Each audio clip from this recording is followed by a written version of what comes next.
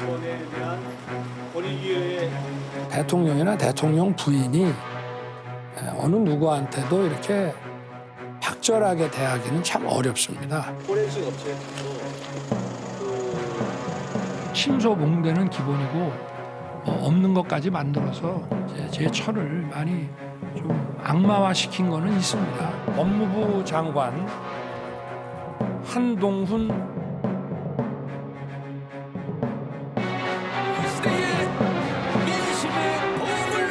응급실이나 수술실의 상황이 저는 심각하다고 판단하는 것이고 김건희 여사는 즉시 대외 활동을 중단해야 합니다. 언론에서도 좀 자꾸 갈등을 부추기는 거 아닙니까?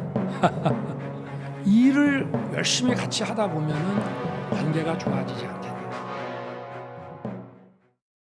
자, 이제 윤석열 대통령의 임기가 반환점을 지나가고 있습니다. 어제로서 딱 중간에 왔거든요. 그리고 오늘이니까 하루 넘어가게 되는 거죠.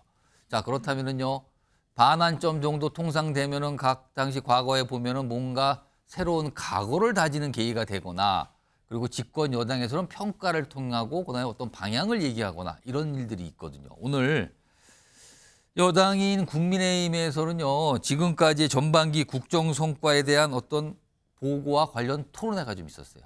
그 모습도 좀 영상으로 확인해 보겠습니다.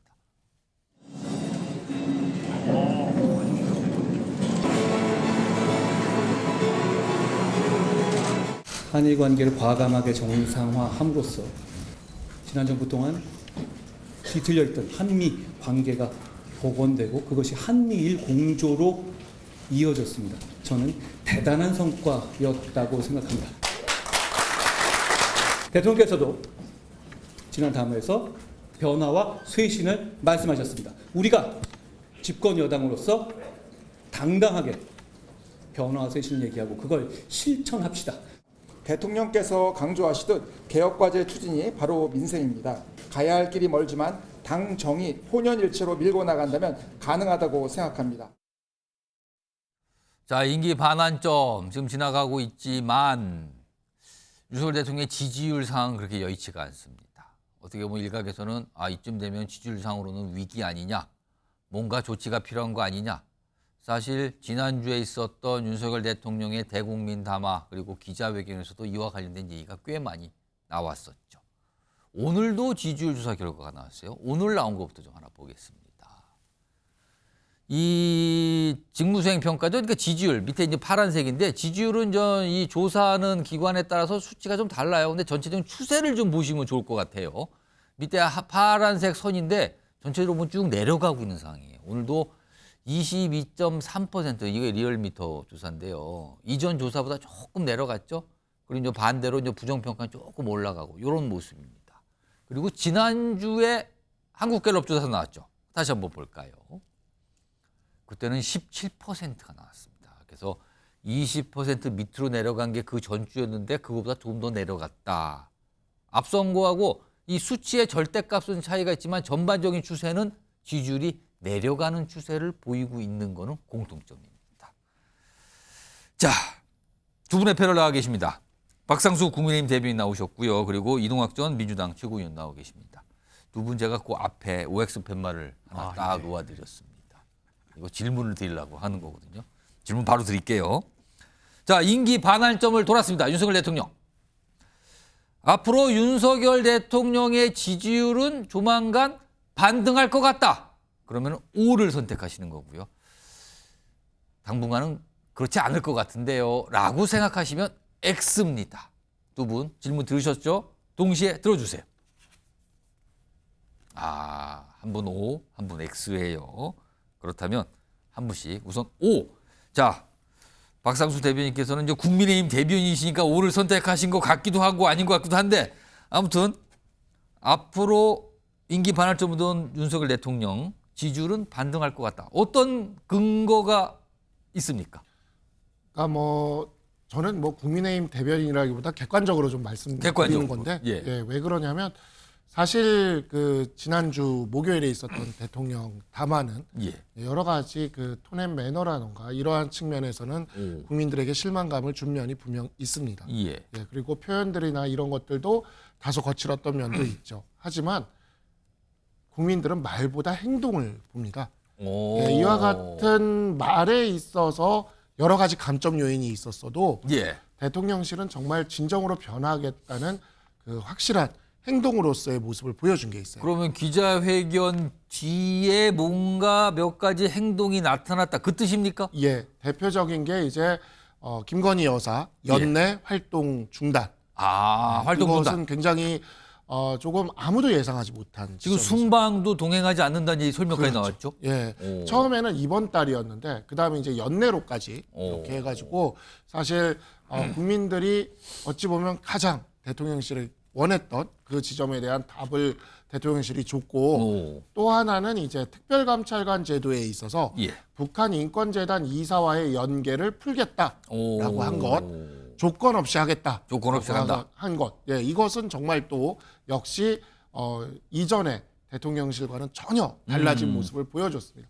마지막 한 가지로 인적 쇄신에 대한 의지를 드러냈고 오. 실제 지금 인사검증이 진행 중이다라는 이야기까지 했어요. 오. 그래서 사실 어찌 보면 한동훈 대표가 대통령실에 요구했던 사안들이 예. 사실상 거의 다 수용이 됐다 해도 과언이 아닐 정도로 대통령실의 행동으로서 이러한 모습을 보여줬고 오. 이후 한동훈 대표 역시 이 부분에 있어서 화답을 하면서 예. 당정이 하나가 되어서 가는 것에 대한 이야기를 했고 또 오늘 이제 국정 전반기를 마무리하는 이 과정에서도 예. 당정이 이렇게 흩어지지 않고 하나가 되는 모습을 보여줬습니다. 14일에 의원총회를 통해서 예. 특별감찰관 제도가 확실하게 이제 임명이 확실시되고 15일에 드디어 이재명 대표의 첫 선고가 나오죠. 1심. 예, 1심 선고. 아, 첫 번째가 바로, 있습니다. 예, 첫 번째 공직선거법 선고가 나옵니다. 이것들이 같이 또 시너지를 내기 시작을 하면 네, 이제 저점을 찍고 반등할 일만 남았다. 이렇게 생각을 합니다. 오를 조금 높게 들어주세요. 화면에 정확하게 잘 보이게. 오를 들으셨어요. 그리고 시너지. 이재명 대표의 1심 선고 결과와 함께 그게 시너지 효과를 발생할 것이다까지 분석을 해줬습니다. 자, 그럼 이번에는 반대로 임기 반환점을 둔 윤석열 대통령. 지지율 반등 아직은 아니다라고 X를 선택하셨습니다. 어떤 이유가 있습니까? 그러니까 올라갈 유인이 있어야 됩니다. 올라가려면요. 그럼 기존에 해왔던 것과 뭔가 다른 행동이 나와야죠. 예. 박상수 대변인께서 얘기하셨던 행동. 행동이 있다 그랬는데. 저희도 그 행동을 원해요. 예. 그렇지만 어떤 행동이냐가 중요하죠. 공부를 안 하던 학생이 갑자기 독서실에 가는 행동을 한다. 예. 그것만으로 점수가 오르나요? 독서실에 가서 공부를 해야 될 거 아닙니까? 그럼 지금 박상수 대변인이 말씀하신 거를 굳이 비유한다면 독서실에 가는 정도에 그쳤다. 그렇죠. 그겁니까? 가는 흉내만 지금 내는 것이고 실제로 그러면 얘기하셨던 거대로 예를 들면 김건희 여사가 연내에 활동 중단하겠다라고 하는 것이 뭐 마치 대단한 것처럼 말씀하시는데 고작 한 달 정도예요. 그러면 그게 뭐냐? 연내까지가 연말까지가 한 달여 정도밖에 안 된다. 네, 국민들이 가지고 있는 이런 반감을 상쇄시키기에는 대단히 짧은 시간이기도 하고요. 사실은 조건을 달지 않았어야죠. 네, 그 조건 없이 어쨌든 중단을 하겠다라고까지 이야기를 해야 되는 것이고 그 중단뿐만 아니라 사실은 국민들이 바랬던 것은 만인이 법 앞에 평등한 것인데 왜 김건희 여사는 평등하지 않고 예외와 특혜 속에 숨어 있는 거냐? 왜 검찰은 그 김건희 여사 앞에만 가면 그 칼이 구부러진 칼이 되느냐? 이것에 대한 답을 사실은 대통령께서 하셔야 된다고 보고요. 또 하나는 인적 쇄신인데요. 인적 쇄신도 어떤 쇄신이냐가 중요하죠. 어떤 사람을 어떻게 바꾸느냐. 실제로 박상수 대변인 같이 사실은 저런 분이 국민의힘의 다수를 이룬다면 저희 야당에서는 굉장히 어려운 싸움을 해야 될 겁니다. 아, 위협적인 인물입니까? 위협적이죠. 왜냐하면 국민들의 어떤 상식에 소구하는 말씀들을 좀 많이 하시니까 그런 측면에서 보면 위협적이죠. 그런데 지금 하나도 겁이 안 나는 게 인적 쇄신 하겠다 뭘 한다고 해도 대통령실에 결국 대통령의 말을 잘 듣는 사람으로 또 그게 쇄신이라고 할 수 있겠습니까? 저는 하나도 기대가 되지 않고요. 그런 측면에서 실제 행동으로 옮기지만 도대체 어떤 행동인 거냐 이것까지 봐야만 반등의 여지가 있는 것이지 그렇지 않으면 저는 반등의 여지는 없고 꼬꾸라질 일만 남았다. 두 분 요거 계속 들고 계세요. 제가 한 30여 초씩만 더 드릴게요. 시간을 지금. 이동학 전 최고위원은 독서실까지 간 건 인정하겠다. 근데 실제 공부를 해야지 아직 그 모습은 아니지 않느냐고 비유를 했는데 어떻게 보셨습니까? 박상수 대변인. 사실 이제 우리 당의 변화를 가장 크게 보여준 게 북한인권재단 이사와의 연계를 푼 거예요. 왜 그러냐면 북한인권재단 이사와 연계를 푸는 것 이런 것 당내에서 굉장히 정말 어찌 보면 우리 당이 추구하는 가장 큰 가치 중에 하나입니다. 이러한 가치, 북한 예, 주민에 대한 인권, 안보 예. 이러한 가치까지 희생해 가면서까지 국민의 눈높이에 맞추는 어떠한 액션을 취하겠다라는 그 스탠스를 보여준 거거든요. 예. 사실 이 부분이 제가 그날 그 담화에 있었던 날 마침 천목회가 있었어요. 예. 그래서 천목회에서 입장문을 내는데 분위기가 그렇게 썩 좋은 분위기는 아니었습니다. 예. 그럼에도 불구하고 이게 단독 보도로 다른 매체에서 단독 보도로 나오고 나서 분위기가 이렇게 많이 바뀌었어요. 바뀌면서 야 이것이야말로 우리가 우리 당이 정부가 변하고 있다는 걸 보여주는 거다. 그러면 이런 부분에 힘을 실어야 된다. 우리가 뭐 여기에 대해서 부족했다, 뭐 지적하고 이럴 게 아니라 예. 우리가 여기에 대해서 힘을 실어야 된다라는 입장이 이렇게 모이게 됐고 예. 실제 천목회 회원 중에 어떤 위원장님은 그 얘기도 하셨어요. 북한 인권재단 이사 문제를 그렇다고 우리가 포기해서는 안 된다. 만약에 이걸 포기한다면 우리 민족에게 죄를 짓는 거다. 예, 예. 이런 얘기까지 하셨지만 그럼에도 불구하고 우리 당이 정부가 변했다라는 모습을 국민들에게 보여주기 위해서는 이 부분에 있어서 대통령실과 입장을 맞춰야 된다라는 생각에서 입장을 냈고 다음날 한동훈 대표도 예. 그 이야기를 하셨고 추경호 원내대표가 그 다음날 14일에 의원총회를 열겠다고 했고 예. 이런 모습들은 정말 독서실의 간 정도가 아닙니다. 만약에 민주당에게 예를 들어 어떤 거랑 비교를 할 수 있을까요? 민주당에게 민주화 운동을 했던 뭐 분들에 대한 예. 뭐 처우나 이런 것들을 개선하기 위한 단체 이사를 선임하는 거를 포기하면서까지 아, 그걸 좀 후순위로 미루고 다른 그 걸 먼저 후순위로 하자. 하면서까지 아. 이렇게 국민의 눈높이에 맞는 선택을 예. 하라고 하면 민주당도 그런 선택하기 쉽지 않을 겁니다. 알겠습니다. 이동학 전 최고위원 어떻게 들으셨어요? 뭐 사람들은 로또 이 당첨되게 해주세요 기도를 하지만 예. 신께서 이렇게 얘기를 하잖아요. 제발 사고 얘기해라. 예, 저는 그 행동까지 실제로 옮겼을 때 그런 평가할 수 있는 것이 지금은 말로만 지금 말의 성찬이기 때문에 예. 평가할 수 있는 여지는 없다고 보고요. 특별감찰관의 경우는 사실 임기 초부터 민주당에서 계속 얘기하지 않았습니까? 지금 사실 임기 초에 했었다면 김건희 여사의 기행이라든가 이런 게 두세 건 정도로 끝났을 수도 있습니다. 특별감찰관이 실제 역할을 한다는 전제하에서요.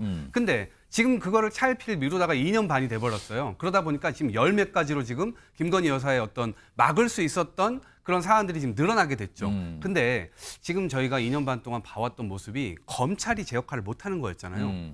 특별감찰관을 임명한다고 해서 그 사람이 어떤 압수수색이나 이런 것들을 할 수 있는 권한이 없는 상태에서 예. 검찰조차도 대통령의 눈치를 이렇게 보는 상황인데 특별감찰관이라고 해서 자신의 역할을 제대로 할 수 있을 것인가? 지금 대통령의 어떤 이 권위주의라고 하는 것이 굉장히 지금 넘쳐 흘러나는 상태이기 때문에 실제로 법적 권한이 있다 하더라도 그것을 집행 못할 아주 허수아비 특별감찰관이 임명될 가능성이 굉장히 크다. 이렇게 생각하고요. 그럼 이제 임명하는 그 과정에서 과연 여당이나 대통령실에서 민주당이 추천하는 인사나 이런 것들을 정말 그냥 바로 받아들일 것인지 바로 받아들인다면 그건 인정. 그렇지만 또 이 사람 이래서 안 되고 저래서 예, 안 예. 되고 차일피일 또 논의를 끌어가면 이거는 오히려 더 역효과가 날 것이다 이렇게 보죠. 알겠습니다. 두 분 내려주시고요. 오늘 대통령실에서 뭐 대통령 지금 때가 때인 만큼 이 시점에 관해서 뭐 대통령실의 어떤 계획, 방향, 뭐 각오랄까요? 이걸 짧게 좀 설명한 게 있어요. 들어보겠습니다. 임기 후반기에는 소득 및 교육 불균형 등 양극화를 타개하기 위한 전향적인 노력을 해야 한다고 말했습니다. 윤석열 정부 임기 전반기엔 이 민간의 자유와 창의를 최대한 보장하는 민간주도 시장 경제로 경제 체질을 전환시켜 이 경제를 정상화시키고 그 틀을 갖추는 데 주력했다면 임기 후반기에는 국민이 체감할 수 있도록 세세하게 서민의 삶을 챙기겠다는 뜻입니다. 자, 민생 더 고민이 생겼다. 이런 얘기까지 어떤 각오가 좀 나왔습니다. 그래서 전해드렸고요.